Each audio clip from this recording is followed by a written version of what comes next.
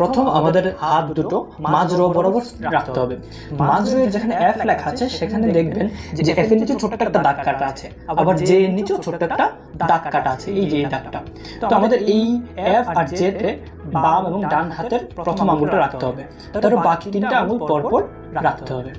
তারপর আমাদেরকে প্রথম এ, তারপর এস, তারপর ডি, তারপর এফ, তারপর G, A S D F G, এরকম ভাবে semicolon L K J H, semicolon L K J H, এরকম ভাবে আমাদের বারবার প্র্যাকটিস করতে হবে। A S D F G, semicolon L K J H. ঠিক আছে, এই মাঝ রোতে আমাদের এই প্র্যাকটিস করাটা শেষ হয়ে গেলে তারপর আমাদের চলে যেতে হবে উপরের রোতে। সেমভাবে উপরের রোতে আমাদের কিউ ডাব্লিউ ই আর টি, আর টি, একই রকম ভাবে পি জিরো মানে ও আই ইউ ওয়াই। ঠিক আছে, কিউ ডাব্লিউ